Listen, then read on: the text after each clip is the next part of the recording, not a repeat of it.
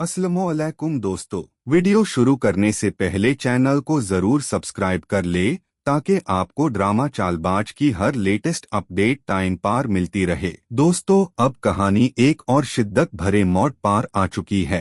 रूहान ने अब पूरी तरह फैसला कर लिया है कि वो अनाया को तलाक देकर ही रहेगा। अशाल जितनी कोशिश करती जा रही है उसे समझाने की, उतना ही रूहान का गुस्सा और ज्यादा भड़क रहा है। अशाल उसे समझती है, रूहान तुम गलत फैसला कर रहे हो, अगर अनाया को खो दिया तो दोबारा कभी वापस नहीं पा सकोगे।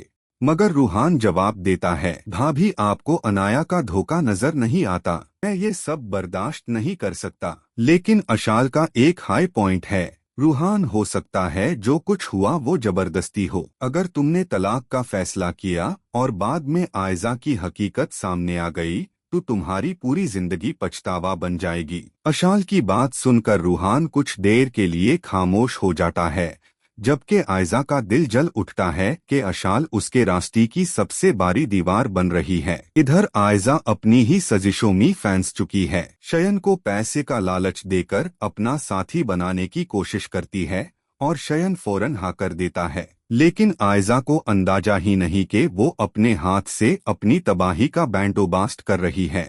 शयन उसके तमाम वॉइस मैसेजेस और सबूत जमा कर चुका होता है।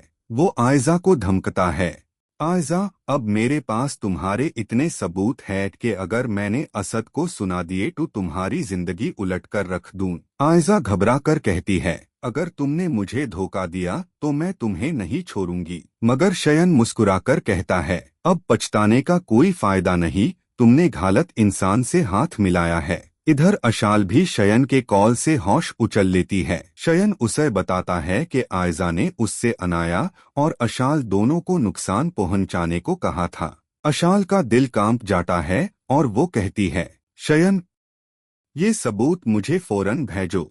लेकिन शयन इतना आसान नहीं, वो सबूत दीन में देर लगाकर आयजा पर और ज्यादा दबाव डालना चाहता है। ऊपर से आयजा असद के साथ मीठा रवैया इख्तियार कर लेती है ताकि असद उसकी तरफदारी करे। मगर असद को शक होना शुरू हो जाता है। वो आयजा से कहता है, जिस दिन असली बात सामने आई मैं तुम्हें बिल्कुल नहीं छोड़ूंगा। असद के अल्फाज सुनकर आयजा के पैर टेली जमीन निकल जाती है। उसे अपनी हर चाल उलट पड़ती महसूस होती है। आखिरी में आयजा अशाल को मुस्कुराकर एक खुशखबरी देने की कोशिश करती है, शयन ने मुझे तुम्हारे सब राज बता दिए, बस सबूत मिलते ही तुम्हारी जिंदगी बदल जाएगी। मगर आयजा को नहीं पता कि तबाही का तूफान उसी की तरफ आ रहा है। दोस्तों, आप क्या समझते हैं? क्या आयजा की सारी सजिश असद के सामने आनी चाहिए?